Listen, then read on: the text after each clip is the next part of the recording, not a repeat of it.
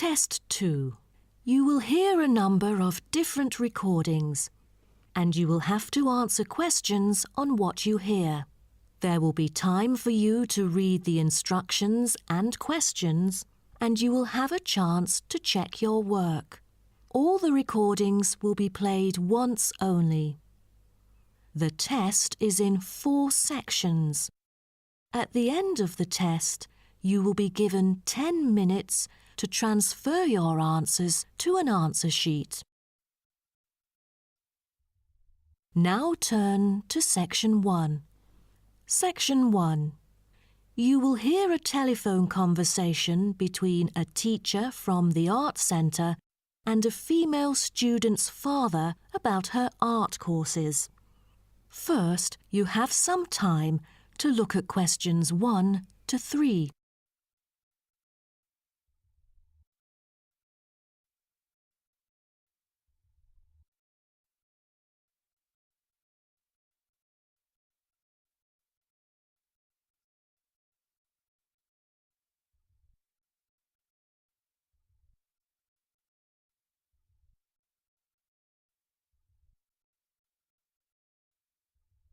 You will see that there is an example which has been done for you. On this occasion only, the conversation relating to this will be played first. Good afternoon. May I speak to Emma's parent? Afternoon. I'm her father. Who am I speaking to? This is Emma's teacher, Jane Carson, calling from the Arts Centre. I'm just calling to talk about her drama class at the centre. Oh, thank you for calling. How's Emma doing in drama class? You know, she just transferred here last month, unlike the others in her class who have been taking the course the whole semester since June. So I'm a bit worried that she might not fit in so well. The father says his daughter Emma has been taking the course since last month, so C has been circled as the answer. Now we shall begin. You should answer the questions as you listen, because you will not hear the recording a second time.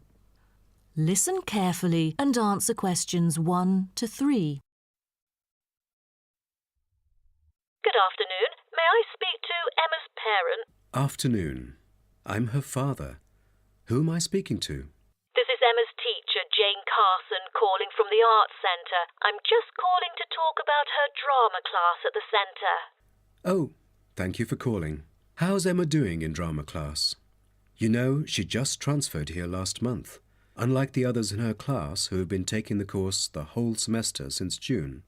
So I'm a bit worried that she might not fit in so well. There's no need to worry. She exhibits a strong performance in her drama class. Is that so? Yes, she didn't adapt to the new environment as quickly as I originally expected, and seemed a bit shy at first, but a few days later she made a couple of friends and became more talkative and also more involved in class. Emma really is a role model for others because she has always been an active participant during class. She voices her own ideas and is very creative. I didn't expect that, but I can tell that she really enjoys the course because she's been talking about it at home frequently these past few weeks. That's great to hear. Interest is always the best teacher.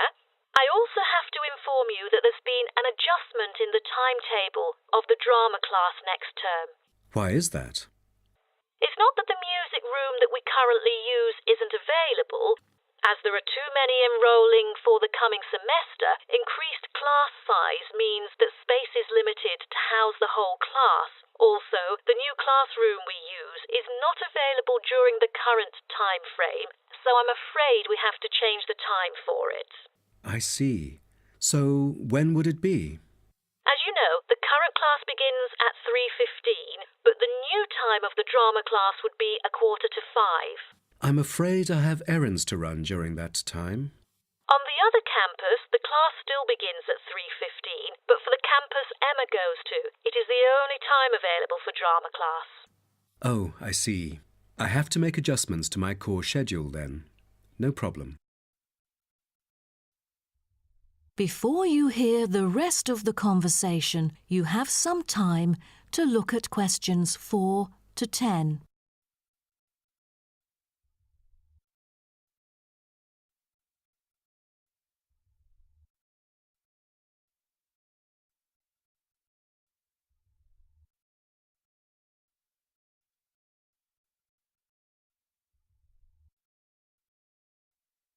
Now listen and answer questions 4 to 10.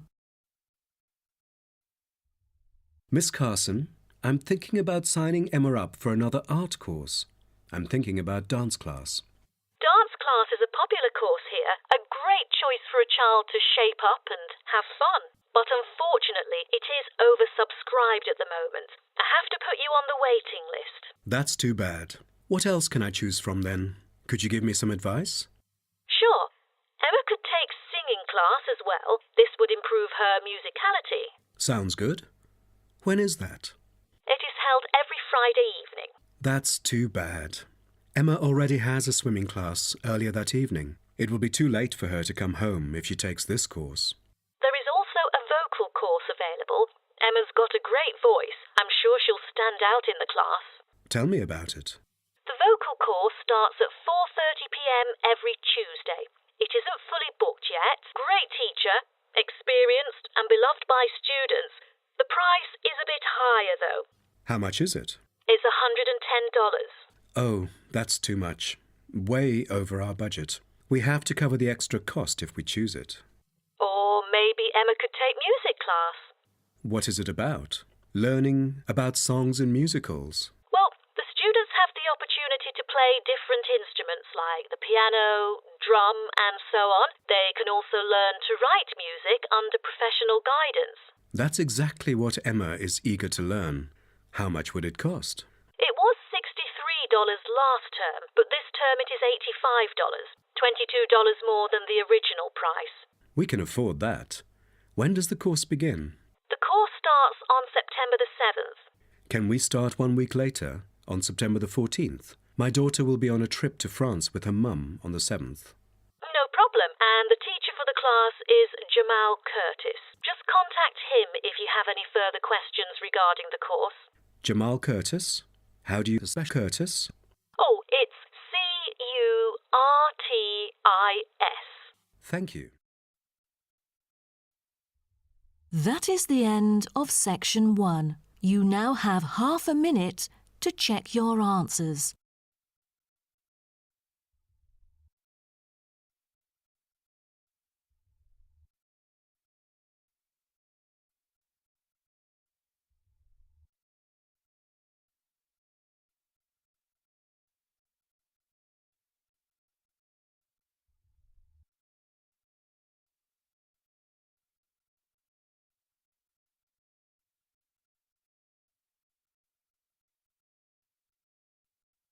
Now turn to Section 2. Section 2. You'll hear a coordinator for the annual ski and snowboard exhibition talking to the audience about some practical information for the whole event. First, you have some time to look at questions 11 to 15.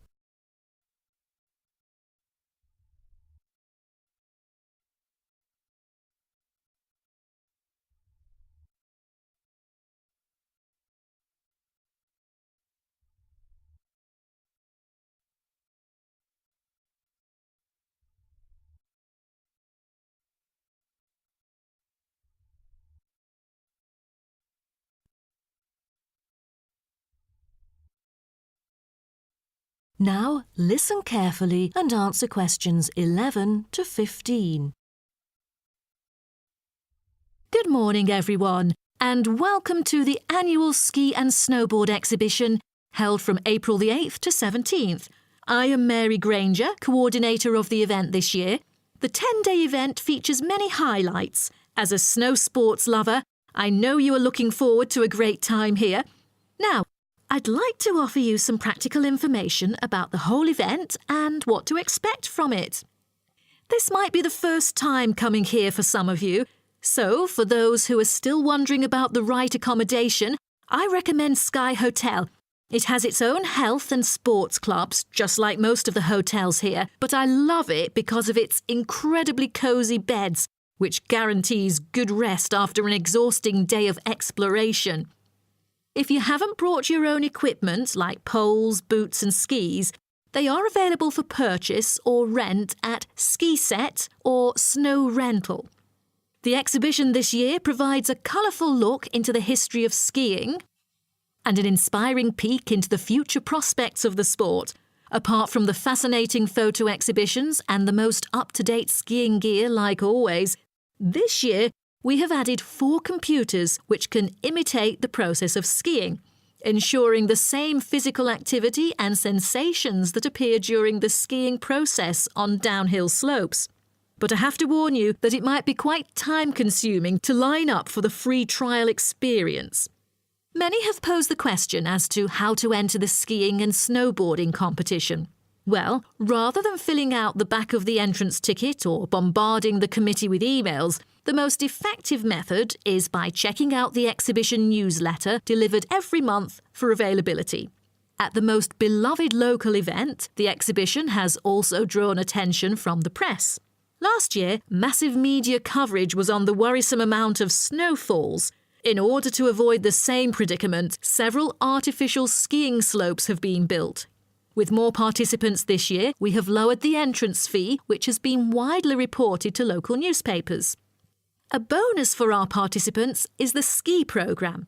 It offers a wide variety of lessons and sessions with qualified instructors, ensuring that all ages and abilities are catered to, from the first-timers to seasoned amateurs. I strongly advise you to sign up for the programme, as it is offering an unprecedented 30% discount. That's mainly because we are cooperating with the programme organiser, who promises affordable prices only for the participants of the festival this year.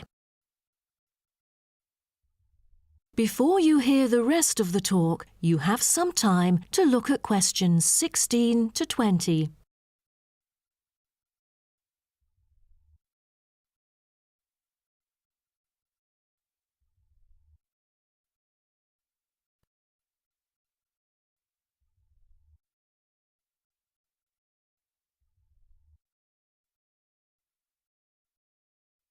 Now listen and answer questions 16 to 20.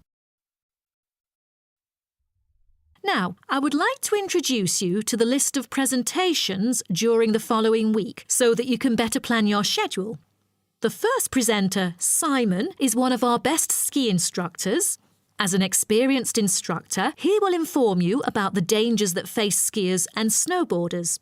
Accidents happen mostly to those who are careless or ignorant. Good risk management involves considering both the probability and consequences of an accident. The next speech, titled Solution, is given by Jamie Kurt. A list of problems may occur to novice skiers and snowboarders, so he is going to offer useful information for first-timers on choosing the appropriate gears, the right dress code, and ways of protecting your skin. For instance, some of you may have rented the skiing equipment, but rental footwear is notoriously uncomfortable. Then, Jamie will provide instructions to help make your footwear fit better. The third speech is about a documentary introducing skiing and snowboarding and the difference between the two sports. It also depicts a group of snow lovers exploring new slopes with breathtaking views. The director, Andy Fisher, will be there, addressing the whole shooting experience. The fourth talk is about the tricks of skiing, presented by Harry Tyson. It is most useful for those who have already tried skiing, yet still need more practice to master the sport. Harry will teach you how to turn more skillfully. A lot of people can keep their skis roughly parallel, but there's no point if you make it hard to work with and slide around out of control. Useful exercises will also be suggested to improve your parallel skiing technique so that you can tackle steeper slopes and enjoy yourself more. Jason Smith will be the last presenter, mainly addressing towards advanced skiers. He manages to apply snow climbing into skiing. Climbing in soft snow, you are floundering around. Walking becomes harder. So, a good trick during climbing is to maintain a wider gait, approximately shoulder width, so that you are more stable while walking. This works for skiing as well. That is the end of section 2. You now have half a minute to check your answers.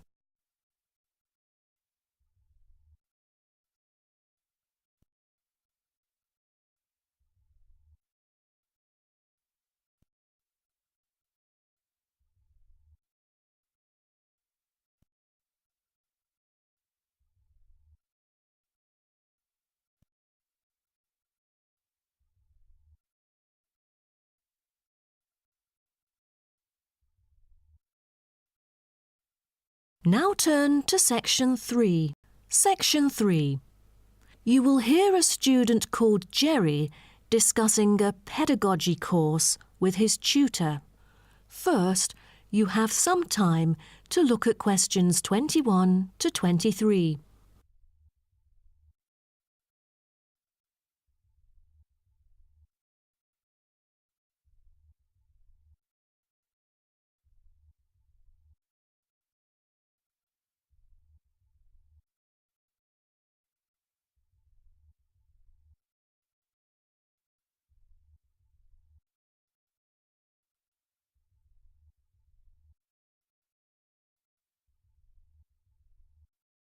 Now, listen carefully and answer questions 21 to 23. Jerry, how did it go with preparing your lessons? Is there anything you would like to discuss? Well, this is actually the first time that I have ever taught in an elementary classroom.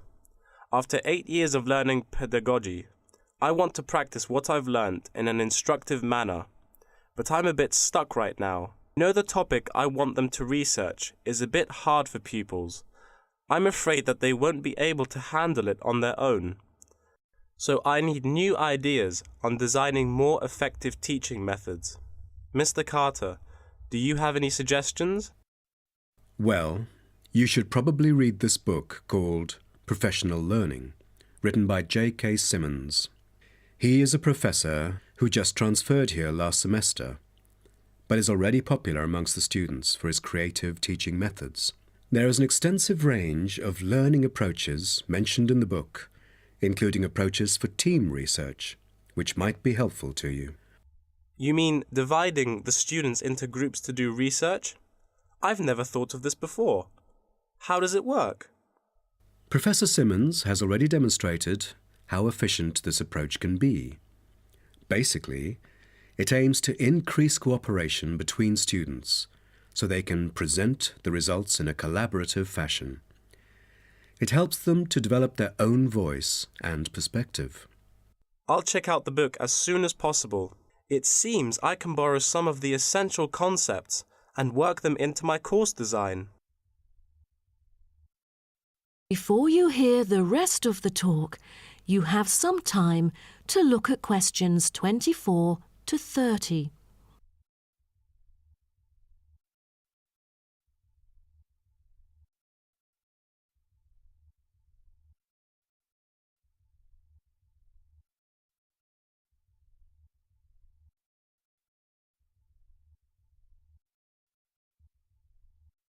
Now listen and answer questions 24 to 30.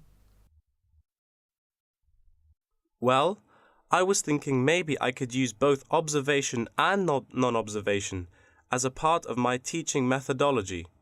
Could you take a look at my teaching plan? Sure.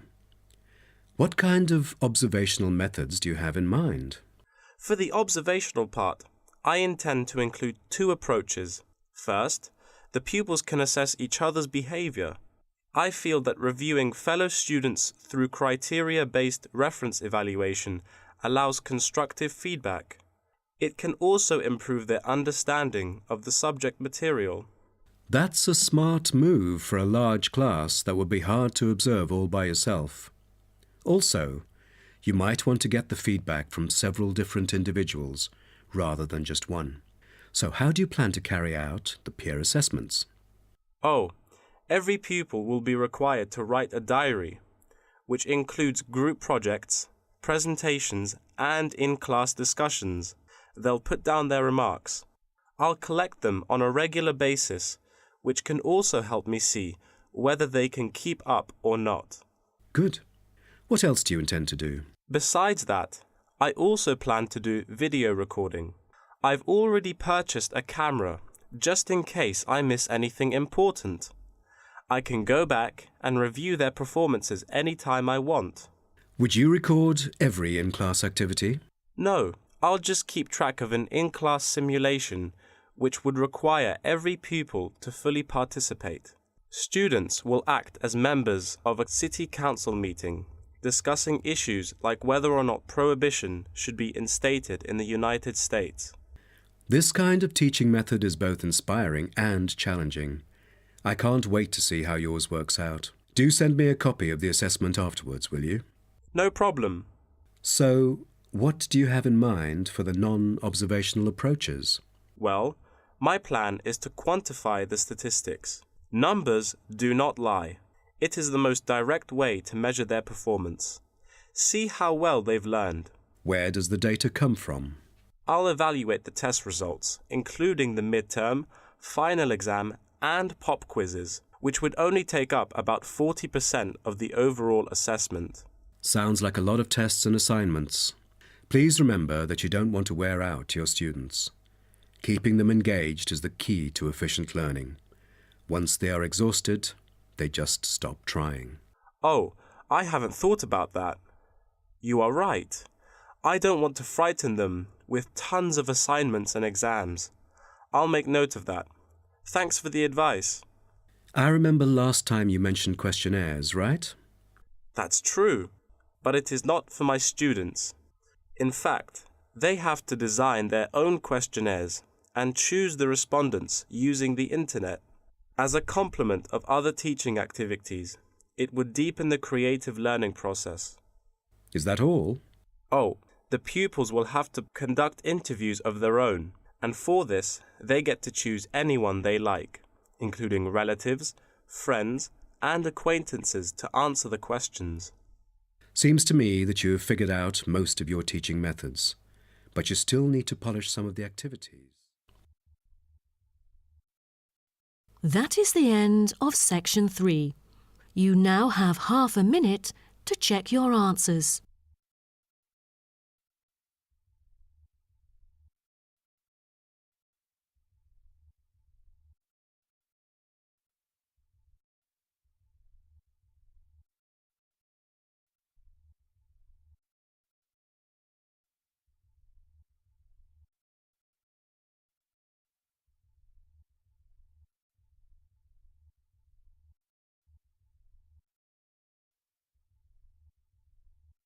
Now turn to section 4.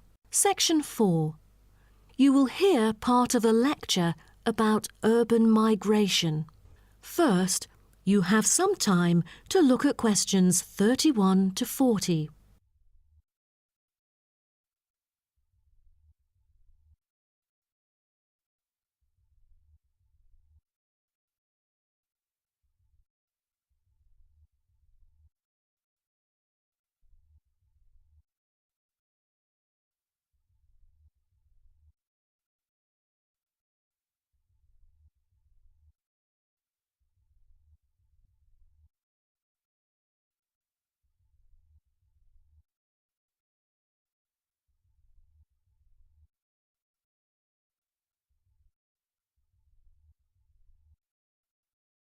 Now, listen carefully and answer questions 31 to 40. Good afternoon, and welcome to my talk on urban migration today. The world has experienced unprecedented urban growth in the recent decades. As much as 3% of Earth's landmass has been urbanized, an increase of at least 50% over previous estimates. Today, people living in cities already outnumber those in rural areas, and the trend does not appear to be reversing. In addition, cities have larger amounts of carbon consumption than rural areas. This is a result from two major aspects. First, With the increase of urban population around the world, the massive construction of urban infrastructure and residential housing is hard to avoid. Second, urban households have a higher rate of car ownership and use more gasoline products. Even though rural exodus is often negatively judged, there are also benefits of migration shared by the local environment and the society as a whole. Well, firstly, global trends of increasing urban migration and population urbanization can provide opportunities for nature conservations, particularly in regions where deforestation is driven by agriculture. As rural dwellers leave their homes, local forests are left to recover. What's more, it is easier for city dwellers to get around. Living in the country means transport can be very difficult. For instance, after midnight, there are no buses or taxis in the countryside. However, there is still a number of public transport modes to choose from in the city. Finally, with more funds and advanced technology, cities endeavor to produce clean energy. New power plants have been built to take harmful methane gas created by the decomposition of rubbish and convert it into electricity. By doing so, an important greenhouse gas is turned into useful energy rather than being directly emitted into the atmosphere. The hustle and bustle of city life offers women the opportunity to explore different professions and pursue their own careers. Women in cities work as engineers, managers, and even football players. This change of roles has affected their marital status and family life. More women are choosing their careers over marriage, which raises the graph of late marriages. As a result, more are remaining single well into their late 30s. They want to be independent and earn money on their own. It is also easier for them to get a promotion while working in the city. Women are slowly achieving wider participation at work, while in rural areas, the mindset is still very conservative.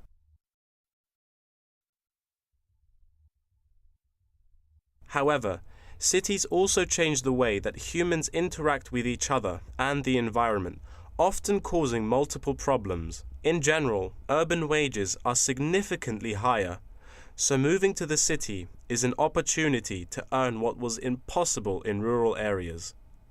However, the wage difference is often offset by the higher cost of living and absence of self-produced goods, including subsistence farming. A sizable proportion of new corners attach greater importance to money and gradually abandon their former way of life, thus risking losing their culture. These new city residents are also faced with another problem. According to statistics, crime rates are significantly higher in densely populated urban regions than in rural areas. For instance, property crime rates in our metropolitan areas are 3 to 4 times as high in comparison to the rates in rural communities. Immigrants, upon arrival into cities, typically move into the poor, blighted neighborhoods because that is where they can afford to live. Crime in these areas is high and reflects poor living conditions, as these neighborhoods experience great levels of poverty. This pattern also occurs for violent crimes, which is much more common in large urban areas than elsewhere. In addition, traffic congestion and industrial manufacturing are prominent features of the urban landscape, which take their toll on the natural environment and those who depend on it. Air pollution from both cars and factory emissions affect the health of countless urban residents. Rural to urban migration can boost the urban economy. With a better economy, cities provide their residents with better welfare, but the concentration of services and facilities such as education, health, and technology in urban areas inevitably contributes to greater energy consumption. Another problem with life in the city is traffic congestion. It makes people late to work and thus stresses us out before we even get there. Deliveries can't arrive on time, gas costs money. The quality of life of those commuters starts to decline. What's worse is that if congestion makes it harder to match the right workers to the best jobs, it is economically inefficient as well. That is the end of section 4. You now have half a minute to check your answers.